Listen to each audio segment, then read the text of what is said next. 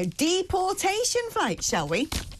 Because Labour are feeling rather proud of themselves. That's right. They've managed to deport people. Oh, I don't know how they've done it, given that successive Conservative governments were dogged by last-minute legal injunctions from European courts, blocking deportation flights. Somehow, the Labour Party have managed to put people on a plane and send them home when they shouldn't be here. Oh, it's amazing, isn't it? Do you want to know the statistic? 37 people. That's right. A whole 37 people went to Pakistan on Tuesday night in what Sir Keir Starmer referred to as a record flight during PMQs. This is a Talk exclusive, ladies and gentlemen. 37 people. That has moved the needle substantially. We can all sleep well tonight. The strains on our infrastructure are over. They've really got the bit between the teeth and they are sorting out the huge problem. Apparently, the Home Secretary wants to deport 14,500 people who have no rights to be in the UK or a foreign national offender by the end of the year. 14,500. Do you know how many people have no right to be here? It's a factor of at least 10 when it comes to that statistic, 14,500. That works out, right, about 2,350 people a month. Now, do you know how many people have come to the UK across the Channel on small boats since the start of the year? Over 30,000. Over 30,000. That works out more than the 2,350 a month. And we just had some breaking news saying that the waiting list for asylum applications has gone up by 24,000.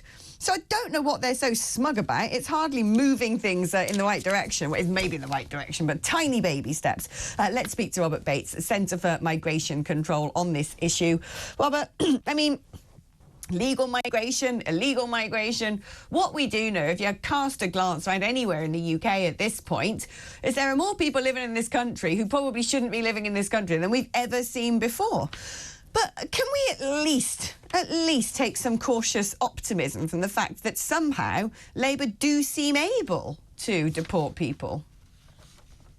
I find it very hard to get excited about this statistic. And of course, those that the Labour government have removed are those who were at the end of the line when it came to their asylum applications. These were people that had put in a spurious bid to be granted asylum, had that rejected, had put in appeals, had them ultimately rejected as well. And now they've been returned to a safe country. I think, you know, what was really astounding about this story is that we haven't actually been able to return foreign nationals in the UK that have entered illegally to Pakistan since 2020. You know, this is a nation where it's very, very hard to make the case that people being returned there would face threats to their life or human rights abuses. And I think the fact that we have allowed ourselves to be such a soft touch, and it's not just Pakistan, but it's other countries in the Middle East and Africa as well, who are simply refusing to take back their foreign nationals. You know, we heard during the Tory leadership campaign, Robert Jenrick putting forward the idea that those countries that refuse to play ball with us should have sanctions put upon them. We should withhold foreign aid. We should be withholding the number of visas that we extend to them.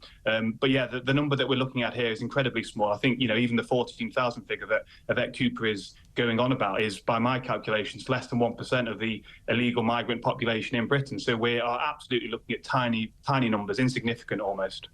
Yeah, I mean, Pakistan is not particularly, you know, the most brilliant country on earth. I've worked there a number of times myself. It's sketchy, to say the least. But it is a safe country. Arguably, there's not a war going on there. And so how people can try and claim asylum or citizenship from Pakistan, I don't know. But the problem we have is there are so many people. We've got the highest figure among OECD nations of people who have permanent style status here, people who have come from abroad.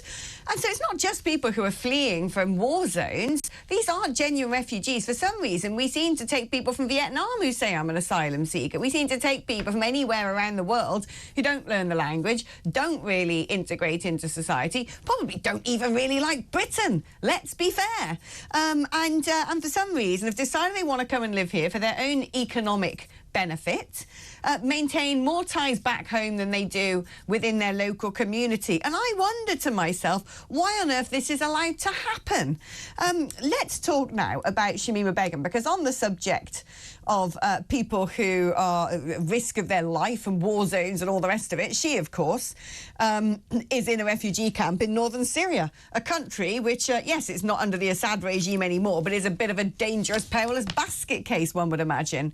Apparently, the Attorney General has argued that it was extremely draconian to strip Shamima Begum of her citizenship during one of her failed legal battles against the decision. This is Lord Herma Casey, previously argued that Begum should have been allowed to return to the UK to participate in her appeal not to have her citizenship revoked. Where do you stand on Shamima Begum, Robert? I mean, do we just go, look, whatever, she's over in northern Syria, she might be taken out by a drone strike or something, but frankly, we don't care?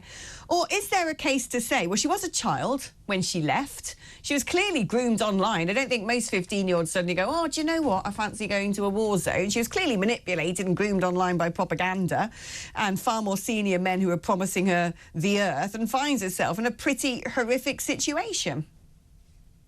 No, we can't take the risk. And, this is an individual that, whether she was, involved in conversations and was allegedly groomed or not, did end up in these ISIS situations. And, we don't know what has happened to her since she subsequently made that move either. We don't know how her ideas have changed. Obviously, she's making the case that she shouldn't have had her British citizenship revoked because she was now a reformed individual and could see the error of her ways. But, we've only got her word for that. I think the interesting thing that we've seen with the Herma comments that were made back in 2020, I believe, is, we now have an Attorney General who joins the Prime Minister as well as being individuals that are seemingly more concerned about upholding abstract ideas of human rights and this sense of, being in concord with international rules and obligations than they actually are about protecting the security of the British public. I think this case is heading towards the ECHR, and I think what will end up there is we will end up in a very, very interesting situation where we might actually have to have Keir Starmer and Herma, who are obviously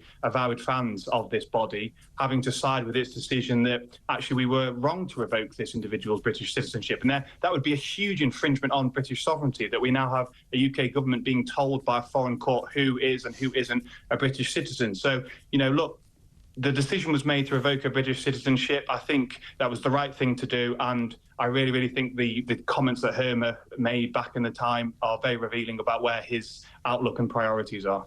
Yeah, it's funny, isn't it? Good old ECHR. It's always nice to have a bit of a test case, isn't it? Where all of a sudden the Prime Minister can be skewered for not doing anything about that huge abrogation of a duty to his own citizens when it comes to that particular foreign court.